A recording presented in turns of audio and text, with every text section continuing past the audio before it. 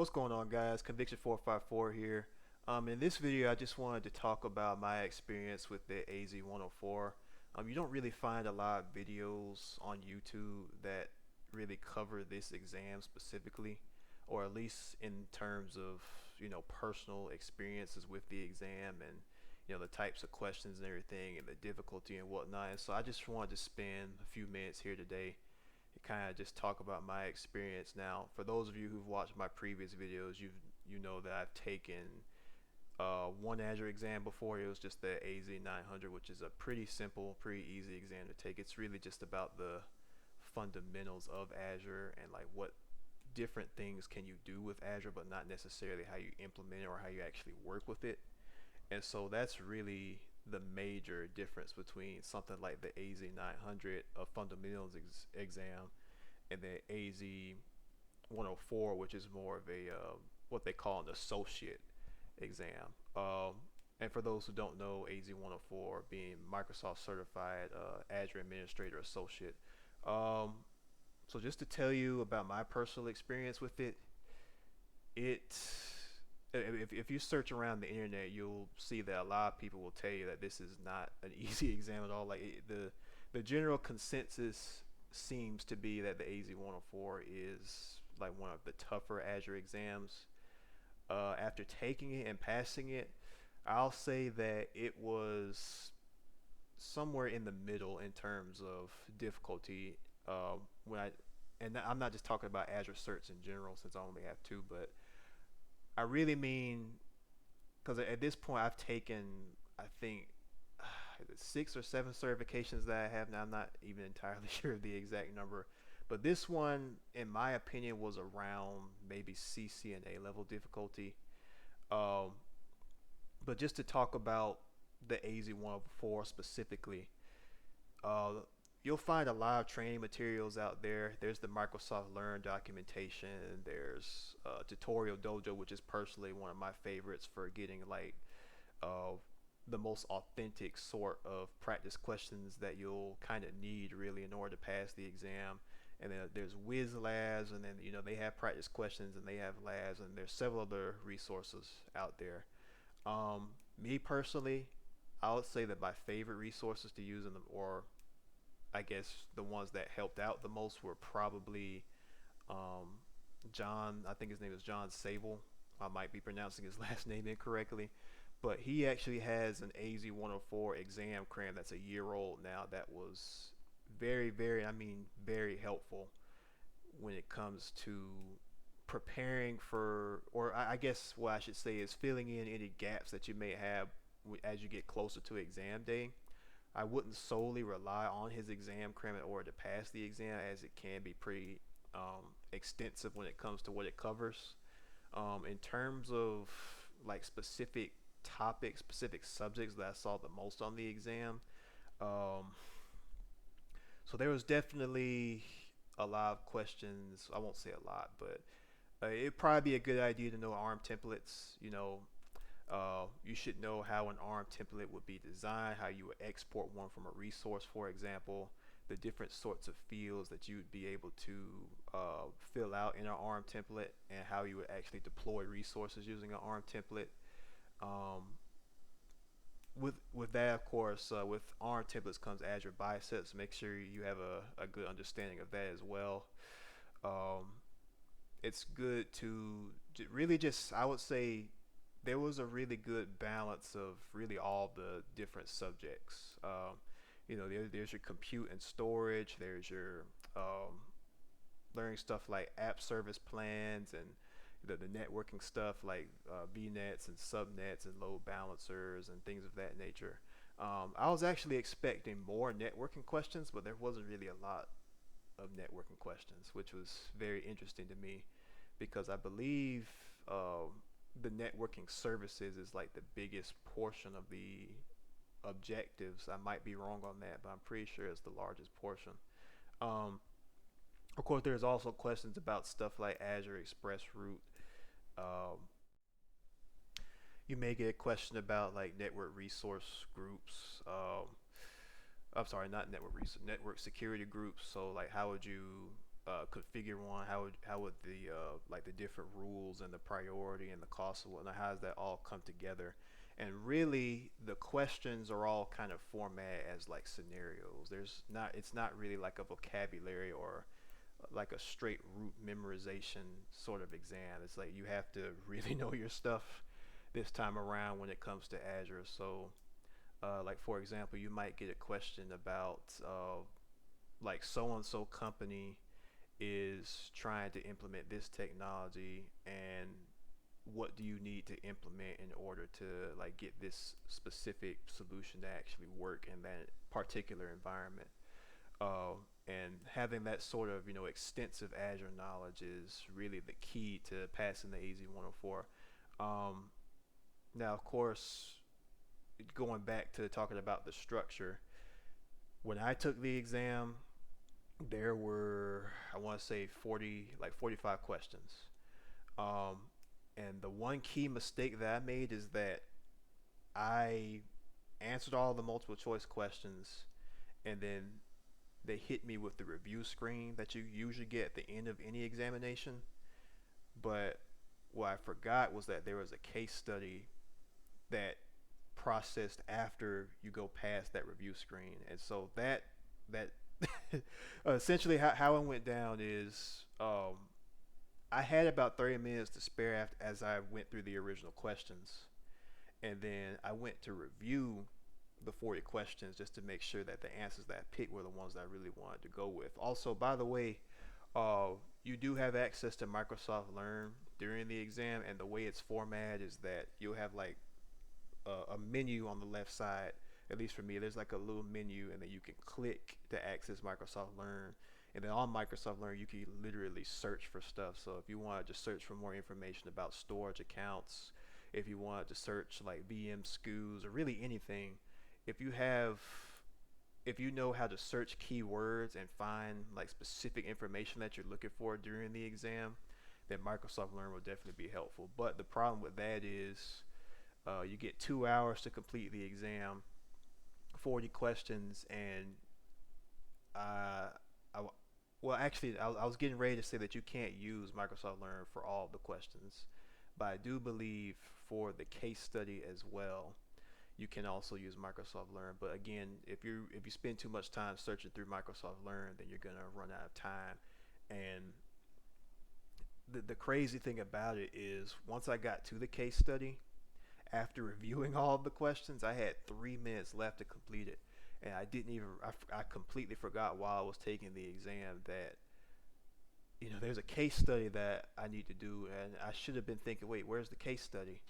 I thought the exam was already over. Like I thought I went through the questions. I was just reviewing, but so that's just something to keep in mind.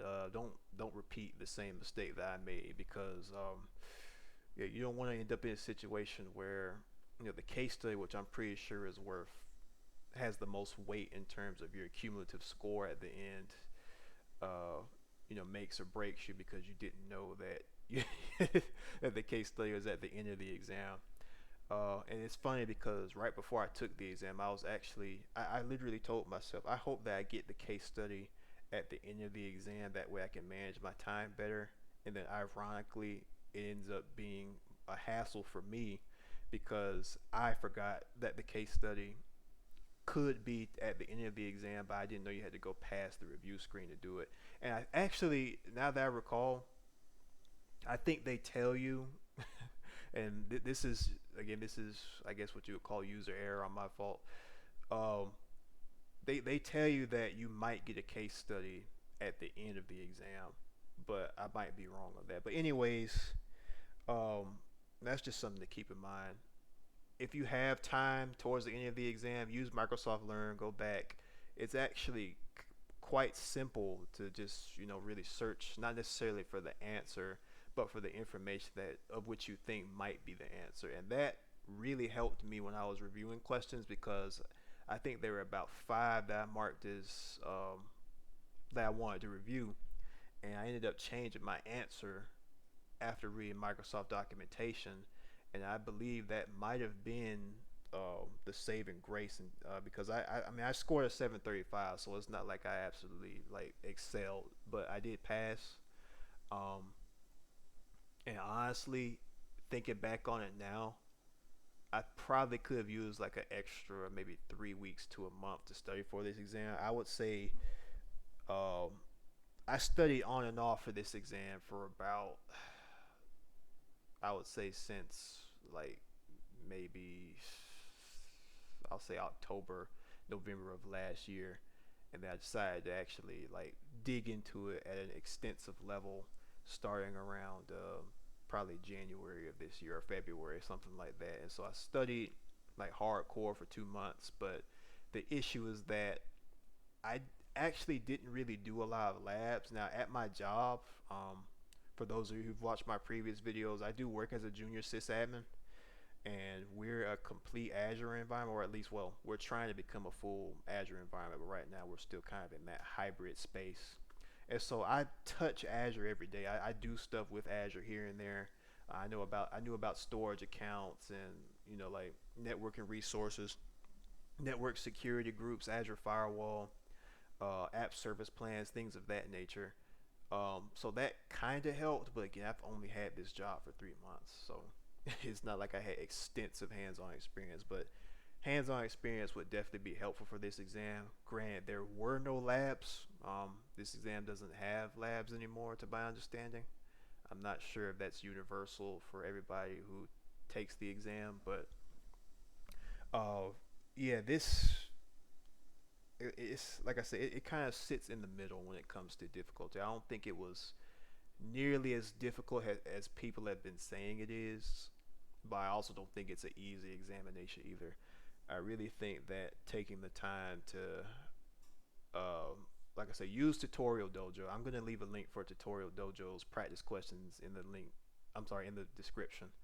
Um, and I would really just go through those questions, each and every single one of them. There's 4 practice examinations that come with it, and I would say in terms of the structure, you're really not going to find any better practice questions. Those were very, very helpful, and they were cheap. I think I paid maybe like $15 for them. But yeah, I'll leave a link in the description.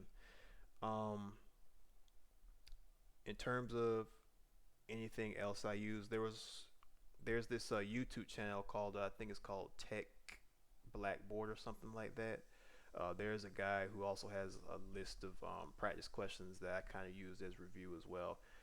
It's a bit hard to recommend him though, because some of his practice questions are a bit outdated in terms of like vocabulary used, certain terms, and he also openly admitted that some of the questions in that video were wrong. So, but I will say that a few of his questions that I saw on his list of questions that he has in his series of videos, um, yeah, I actually saw some that looked like they were almost verbatim the same questions, which were interesting.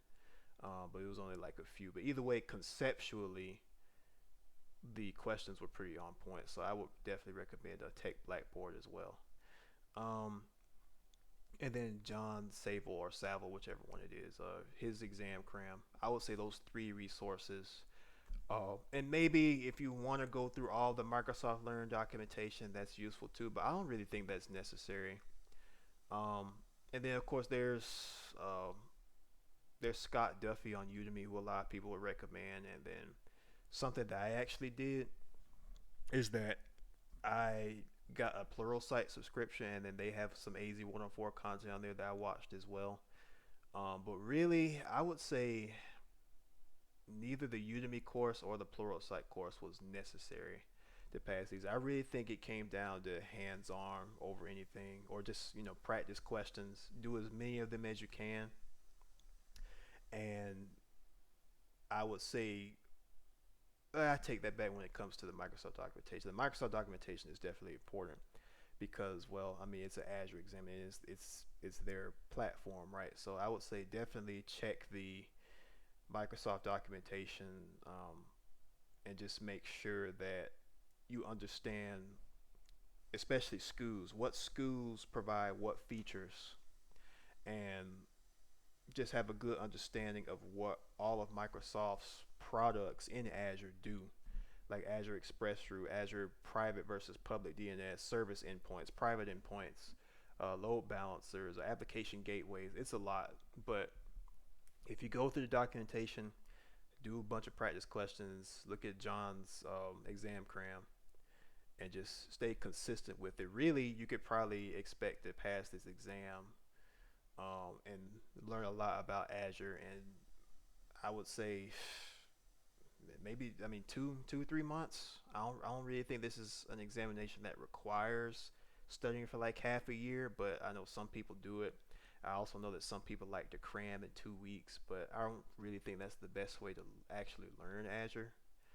But I know some people are just in it to get the certification and move on with their life, you know. But anyways, yeah, I think that's pretty much gonna be it for this video. Yeah, I didn't want to make it too long. I just wanted to kind of talk about my individual experience with Azure, I'm sorry, the AZ-104, and what I did to pass, what resources I used, and just kind of my 2 cents on the entire examination experience. But yeah, now that this is like my sixth certification that I've gotten in the past year, um, there's still two more that I'm looking at. I'm looking at the AZ-500 and then the SC-200, which are two more Microsoft exams. But this time they're both related to security.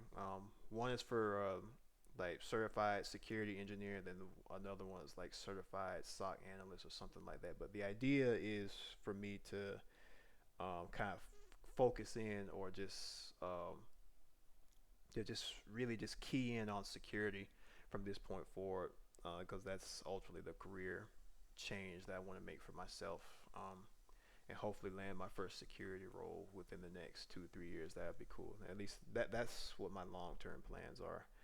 Um, but anyways, yeah, I think that's gonna be it for this video. As usual, thank you guys for watching, and I'll see you in the next one.